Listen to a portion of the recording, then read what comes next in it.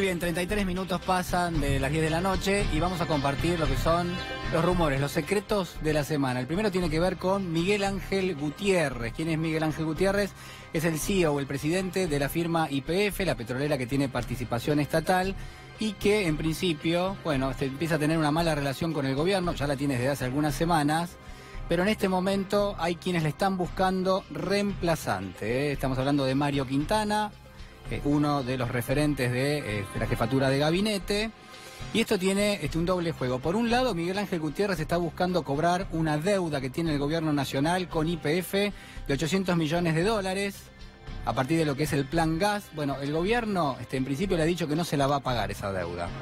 Ahí está el ministro de Energía, estamos hablando de Juan José Aranguren, que le anticipó ya que no hay dinero para pagarle a la empresa YPF en un contexto donde Miguel Ángel Gutiérrez viene haciendo un buen trabajo porque la firma pasó del déficit al superávit y por ende entonces, bueno, allí hay algún tipo de contradicción. Por otro lado, y esto quizás es lo más relevante, Gutiérrez tiene tensión con el gobierno nacional porque ha generado aumentos de las naftas en un contexto donde el gobierno no quiere que eso le influya en lo que es la evolución del índice de precios al consumidor, que no le genere inflación lo que es el aumento de las naftas de YPF, y ustedes saben que YPF cuenta por más del 50% del mercado, es decir, lo que hace YPF hace el resto de las petroleras. A partir de allí es que la relación se deteriora y ahora se sabe que Mario Quintana está buscando impulsar a Daniel Casartelli, que es el CFO, es decir, es el director financiero de YPF y es una persona que trabajó en el Fondo Pegasus. Ustedes saben, el Fondo Pegasus fue de alguna manera fundado por el propio Mario Quintana y es el dueño de Pharmacity, el Fondo Pegasus. Bueno,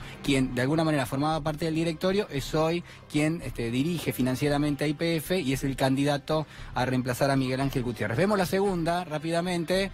Hablamos del presidente de la Nación, Mauricio Macri, y en este caso está preocupado por la inflación. El gobierno quiere blindar los créditos hipotecarios UBA. Más de 200.000 familias que sacaron un crédito hipotecario UBA con un saldo por ahora bastante malo, que es que como la inflación sigue muy alta, el gobierno tiene miedo que esos créditos terminen defaulteados, es decir, que quienes los sacaron no puedan pagarlo, porque son créditos que tienen una doble mecánica, no solo ajustan o se indexan en lo que es la cuota que se termina pagando, sino además en el capital. Es decir, la suma que se debe al banco se termina indexando y además la cuota, no solo sube la cuota, sino que además cada vez le debes más. Bueno, hay un proyecto de ley que trabaja Marco Labaña, impulsado por el gobierno nacional, crea con 10% de las utilidades del Banco Central un fondo para que le dé garantías a aquellos que tienen un crédito hipotecario UBA. Hay que inscribirse, pero el gobierno lo va a presentar en el Congreso en las próximas semanas, se va a estar discutiendo. Es una preocupación porque está claro que el gobierno apostaba muchísimo a estos créditos hipotecarios, pero como la inflación permanece elevada, estos créditos cada vez son más caros de pagar y por ende se complica mucho para las familias en la Argentina. Vemos la última, el presidente del Banco Central ahora, Federico Sturzenegger, muy presionado por todos lados, por todos los flancos, pero puntualmente en este caso los bancos le piden que empiece a dar créditos en dólares. ¿Recuerdan cuando había créditos en dólares en la Argentina? Bueno, antes de la crisis del 2001. ¿Cuál fue el problema? Que cuando vino la crisis, precisamente, esos créditos se tornaron incobrables, porque quienes de alguna manera los habían sacado tenían ingresos en pesos y no en dólares. A partir de allí cambió lo que eran las normativas, la regulación del Banco Central. El Banco Central le prohibió a los bancos darle crédito en dólares a aquel que no genera dólares. Por ejemplo, un exportador sí cobra en dólares y por ende puede sacar un préstamo en moneda dura, mientras que alguien que tiene facturación en pesos no puede hacerlo.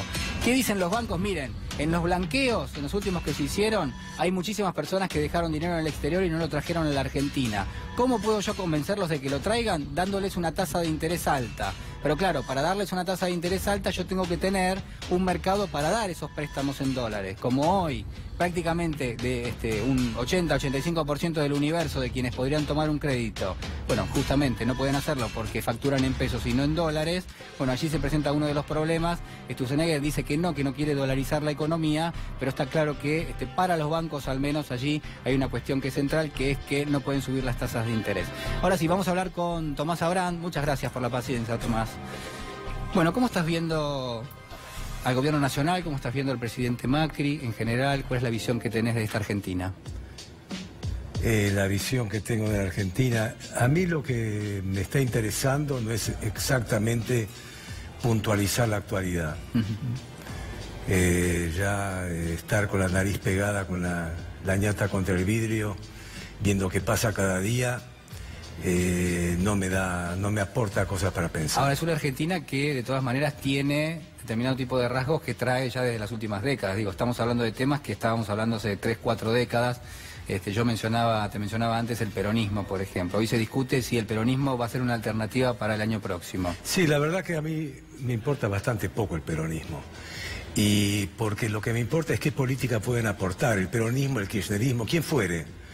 Acá es un problema de política, o sea, ¿qué se puede proponer para la Argentina hoy en día? O sea, que el modelo de crecimiento con inclusión, bueno, eso no dio un buen resultado finalmente. Entonces, que haya una figura, un figurón, una figurona o lo que fuere, etcétera. Me importa qué política puede haber hoy en día para la Argentina. Eso es muy complejo, porque no es solamente 30, 40 años, puede ser mucho más también. Hay un problema con el capitalismo argentino, para llamarlo de un modo simple. Hay un problema con la economía de mercado en Argentina, y ese problema tiene 70 años quizás. Argentina no crece.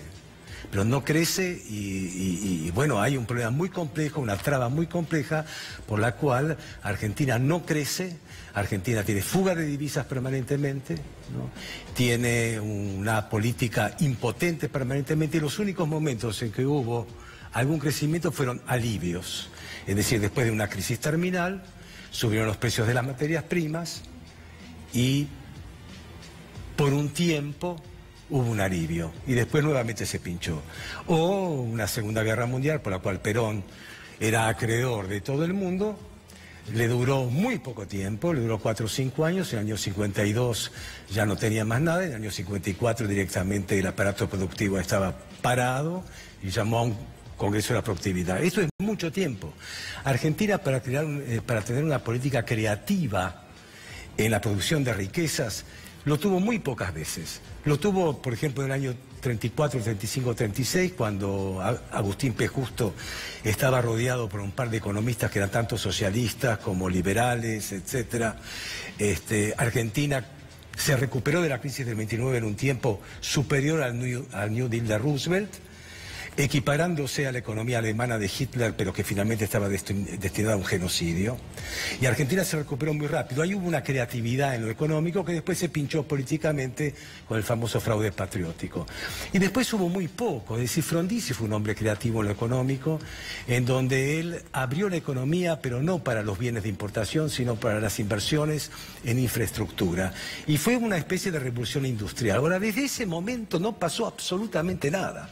Es decir, lo que hizo Menem de privatizar en los años 90 no hubiera sido una mala idea si eso se hubiera llevado seriamente, en donde aquellos que se hicieron dueños de las empresas estatales con bonos nominales que finalmente valían la cuarta parte y después lo revendieron a los extranjeros, etcétera, y además con corrupción y demás, eso terminó en la nada. Entonces ahora empezar a hablar de si se va a presentar Urtubey o si se va a presentar la señora Fernández de Kirchner o si finalmente Moyano no sé qué va a decir mañana o si la UIA Macri se pelea con etcétera. Yo creo que hay un problema. La palabra estructural es una palabra muy abstracta, si se quiere, pero acá hay un problema que no se destraba. El capitalismo argentino. Argentina está estancada hace demasiado tiempo. Entonces esto, para hacerlo funcionar, ¿no? ¿Cómo se hace? Es decir, a mí no me importa si es un peronista, no me importa si es un kirchnerista, o si va a ser de Cambiemos, etcétera, porque todos van a estar con el mismo problema y ninguno tiene una idea distinta del otro. Todo el resto es mentira, que si viene uno que tiene una receta. Acá las recetas no funcionan más. Acá hay un problema de sectores de poder, ¿no?, que mantienen sus estructuras de privilegio y paralizan al país. ¿Son los dueños de la Argentina? Bueno, los dueños de la Argentina no es que yo pueda decir este señor o el otro señor o este señor. Son los dueños históricos de la Argentina. Acá hay sectores de mucho poder y hay muchos sectores que empatan. Es decir, nosotros tenemos un sindicalismo muy poderoso en Argentina. Y eso no es necesariamente algo malo, porque al mismo tiempo tenemos un capitalismo bastante salvaje en la Argentina, lo que no es necesariamente muy bueno. Entonces, los sectores de poder se equiparan. Ahora, que un gobierno que jamás pensó en ser gobierno, porque hace 3 años era un sueño. Estás hablando del PRO. Claro, era una alucinación. Que se transformó en Cambiemos después con la ayuda del Claro, que Cambiemos, y que Macri, hasta presidente de Boca, soñó. Esto ya directamente... ¿Vos decís que nunca pensó en ser presidente Macri? Bueno, no, siempre lo deseó. Lo deseó, pero no lo consideraba probable hasta hace muy poco tiempo. Nosotros no lo considerábamos probable. Nosotros. Nadie lo consideraba probable. Entonces, es que entra a un gobierno, ¿no? Recibe una famosa herencia complicadísima, ¿no? Y entonces trata de zafar, y zafar pidiendo deuda, y sabe que eso no lo puede hacer mucho tiempo, y que tiene las manos atadas, tiene déficit en el comercio exterior, no le responden. Argentina exporta menos que antes. Y le habían prometido que iba a ser el granero del mundo otra vez, está enojado con los empresarios, está enojado con los sindicatos o lo que fuere. Esto muestra los límites que tiene la gobernabilidad en Argentina, no para Macri, para cualquiera. Entonces, si gana el peronismo, ¿a mí qué me importa si gana el peronismo? ¿Cómo puede destrabar la Argentina? ¿Cuáles son las ideas? Por lo general, las críticas que se hacen son críticas de eslogan, son críticas que las escuchamos siempre, son absolutamente demagógicas, usan la bronca de la gente para devolvérsela con más bronca todavía. El problema para mí es un problema histórico, es un problema muy complicado, es un problema estructural y hasta es un problema cultural. Entonces, a mí, ¿quién se va a presentar? ¿Quién no se va a presentar? Ni sé si voy a votar, eso a mí no me importa. El problema de la política en Argentina no es el problema de los dirigentes políticos. Los dirigentes políticos y sus representantes, tanto en el Congreso como donde sea, se han transformado en una especie de sindicato. Una corporación, decimos. Es una corporación, es un gremio en donde muchos trabajan vitalicios, están siempre y tienen todas las pequeñas prebendas, hasta mediáticas hoy en día, que es muy importante, la de aparecer, más o menos pasan de un lado para otro, hoy en día están con el peronismo, mañana están con Massa, pasado mañana están con Stolbizer, etcétera. Pero eso realmente no es muy interesante. La agitación permanente de cada día que pasa algo que llena los titulares, eso es un carnaval que tiene un entretenimiento que no... Pero el problema es otro, el problema es de pata de elefante, el problema es de una lentitud, el problema es que Argentina es un país marginal en el mundo, estancado, que depende de una región que a su vez depende del mundo. Entonces, nosotros... La lámpara no la tenemos para después crear los Aladinos, las alfombras mágicas, etc. Con respecto a lo que está haciendo este gobierno, está tratando de hacer algo, está tratando de emparchar alguna cosita, empachar la otra cosa y demás, pero esto va a llevar muchísimo tiempo. ¿Vos le darías la oportunidad a este gobierno de alguna manera de tener otro periodo? Yo desde arriba. No, digamos, vos le darías tu voto a este gobierno, te lo pregunto de esa manera. ¿Cambiemos tendría que seguir un periodo más? Me lo preguntaron hace poco y dije que sí. Está bien, ¿vos decís que sí? No, ahora no sé. ¿En serio? ¿Por qué? ¿Qué pasó en el medio? Y nada, ¿por qué voy a tener que decir que sí si yo no soy del PRO, ni soy de Cambiemos y demás?